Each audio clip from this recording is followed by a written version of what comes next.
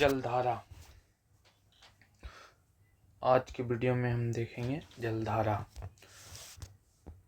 पहले देख लेते अटलांटिक महासागर की जलधारा। अटलांटिक महासागर की जलधारा उत्तरी विषुवत रेखीय जलधारा, जो कि गर्म जलधारा है। जितने भी ब्लैक कलर के ये पेन से किए हुए हैं वो गर्म है, और जो लाल कलर से है वो ठंडे जलधारा। तो उत्तरी विषुवत रेखीय जलधारा गर्म जलधारा है, जो आगे चल के दो भाग में बढ़ जाती है, एंटलीज और फ्लोरिडा।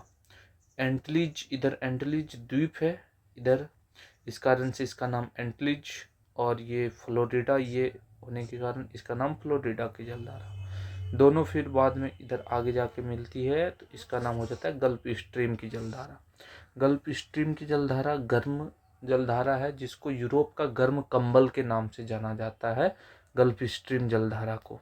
गल्फ स्ट्रीम जलधारा में ऊपर से लेब्राडोर, यहाँ पे लेब्राडोर है, तो ये लेब्राडोर की जलधारा आकर मिलती है, जो कि ठंडी जलधारा है, इधर बर्फ से होते हुए आके गल्फ स्ट्रीम में जल मिलती है। लेकिन गल्फ स्ट्रीम इतनी गर्म होती है कि उसको लेब्राडोर ठंडा नहीं कर पाती। वो लेब्राडोर को गर्म करके आगे की ओर बढ़ा देती है, उसको बोलते हैं उत्तरी अटलांटिक प्रवाह। उत्तरी अटलांटिक प्रवाह तीन भाग में बांटता है, INR, इर्मिंगर और नॉर्वे और रेनल। तो इर्मिंगर की जलधारा ऊपर जाती है, ऊपर में इर्मिंगर की जलधारा, और जब जब ठंडी हो जाती है तो उसको ग्रीनलैंड की जलधारा बोलते हैं, और जब तक वो गर्म रहती है उसको इर्मिंगर की जलधारा कहते हैं। और उत्तरी अटलांटिक प्रवाह का दूसरा पार्ट ये नॉर्वे की जलधारा, जो रूस के मुर्मुस्क बंदरगाह को जमने नहीं देता है, नॉर्वे की जलधारा। और एक ही बंदरगाह, मुर्मुस्क बंदरगाह, जो रूस का मतलब जमता ही नहीं है, यहीं से वो सारा व्यापार इधर यूरोप की तरफ करता है। और जो नीचे की तरफ आता है उसको बोलते हैं रेनल की जलधारा। रेनल की जलधारा गर्म जलधारा होती है। रेनल की जलधारा जब आगे बढ़ती है तो ये जब ठंडी हो जाती है तो किनारी की जलधारा बन जाती है, और किनारी की जलधारा ठंडी है, इस कारण से इधर सहारा मरुस्थल बन जाता है। अब देखते हैं दक्षिणी विषुवत रेखीय जलधारा, दक्षिणी अटलांटिक महासागर की जलधारा। तो दक्षिणी विषुवत रेखीय जलधारा जो आगे चल के ब्राज़ील के बगल से गुजरती है, इसलिए इसका नाम ब्राज़ील की जलधारा हो जाता है।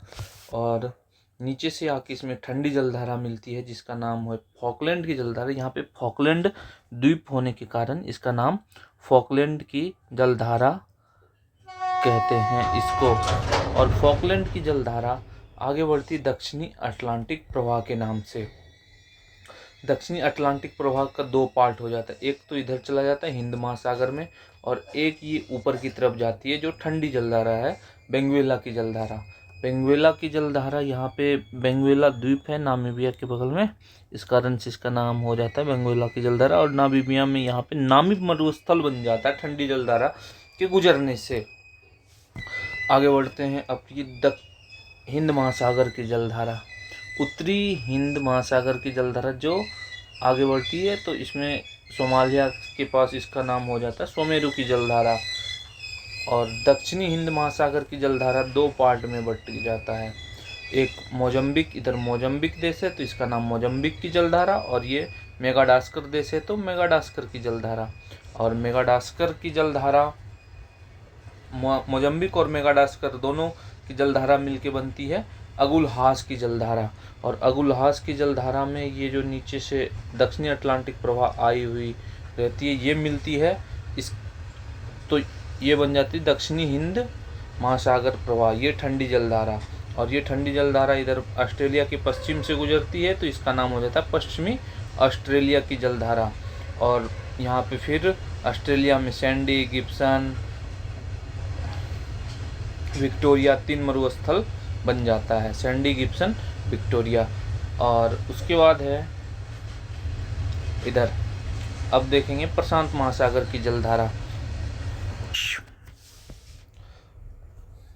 प्रशांत महासागर उत्तरी विषुवत रेखीय जलधारा, ये आगे बढ़ती है, इधर आ जाता है उत्तरी विषुवत रेखीय जलधारा 2 पार्ट में बन जाती है, एक सुसीमा की जलधारा, एक क्यूरोशिबो की जलधारा।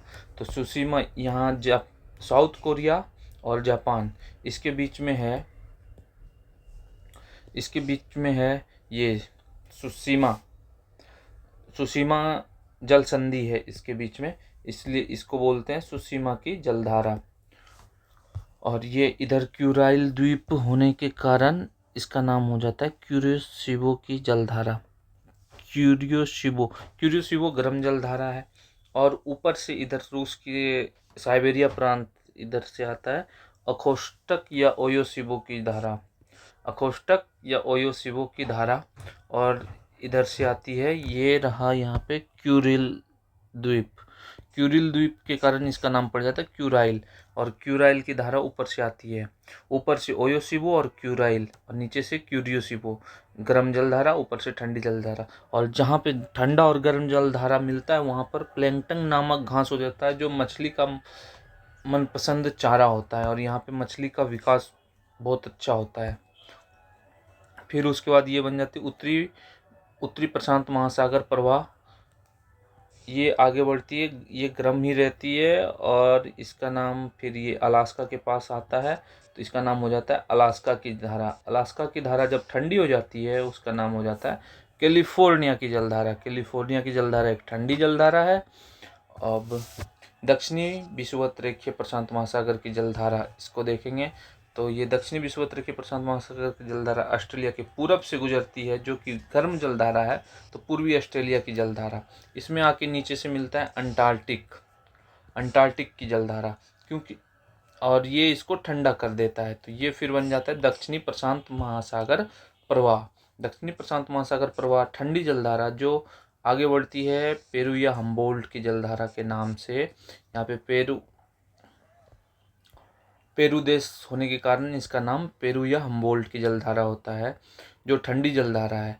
तो इसीलिए इधर अटकामा मरुस्थल है चिली में, यहाँ पे पेरू या हम्बोल्ट की जलधारा आगे बढ़ती है, तो फिर वो दक्षिणी विषुवत रेखीय जलधारा बन जाती है। और उत्तरी ध्रुव के मुकाबले दक्षिणी ध्रुव ज़्यादा ठंडा है, इस कारण से इधर से जो भी जलधारा गर्म जलधारा के साथ मिलती है उसको ठंडा ही कर देती है। लेकिन ऊपर वाली जो जलधारा है ठंडी जलधारा, वो गर्म जलधारा को जल्दी ठंडा नहीं कर पाती है। अब देखेंगे ये विपरीत विषुवत रेखीय जलधारा। तो विपरीत विषुवत रेखीय जलधारा 5 डिग्री उत्तर और 5 विषुवत रेखा के 5 डिग्री उत्तर और 5 डिग्री दक्षिण के क्षेत्र को बोलते हैं डोल्ड्रम। एकदम यहाँ शांत क्षेत्र रहता है। शांत क्षेत्र होने के कारण क्या होता है कि यहाँ पे जो जलधारा इधर की ओर जा रही है, फिर उसका विपरीत दिशा में ये इधर से आने लौटने लगती है शांत क्षेत्र में, इसलिए इसको विपरीत विषुवत रेखीय जलधारा कहते हैं। ये गर्म ही रहती है। विषुवत रेखा के पास जो भी जलधारा रहेगी वो तो गर्म ही रहेगी। और एक देखते हैं ये एल नीनो का मतलब होता है स्पेनिश में बुआय, और लालिना का मतलब होता है स्पेनिश में गर्ल। एल नीनो और लालिना की घटना होती है पेरू तट से 180 किलोमीटर की दूरी पर। जब एल नीनो आता है यहाँ पे, तो एल नीनो गर्म जलधारा है, और ये फिर इधर से आते आते जब ये पहुँच जाता है इधर से हिंद महासागर में, तो यहाँ पे गर्म जलधारा पहुँचने के कारण यहाँ गर्म पानी हुआ रहता है। और गर्म पानी, और इधर ये भारत में उस टाइम पे मई जून का महीना रहता है, उस टाइम पे गर्मी हो रहा रहता है। तो इधर से ये हवाएं आती हैं भारत में वर्षा कराने के लिए, लेकिन यहाँ गर्म जलधारा आने के कारण वो सारे बादल लौट जाते हैं इसी को ठंडा करने के लिए। इस कारण से भारत में सूखा पड़ जाता है।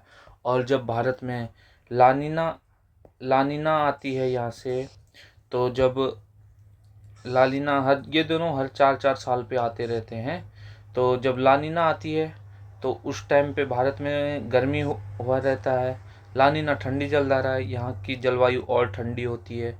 ये भी उसके साथ में जाके इधर धमगज्जड़ वर्षा करवा देती है, जिस कारण से भारत में बाढ़ आ जाते हैं। तो जब लानिना आती है तो भारत में बहुत ही ज़्यादा बाढ़ आ जाती है, और एल नीनो आता है तो वो सूखा ला देता है। इधर नामीबिया में कालाहारी मरुस्थल बोत्सवाना में बन जाता है बेंगुएला ठंडी जलधारा के गुजरने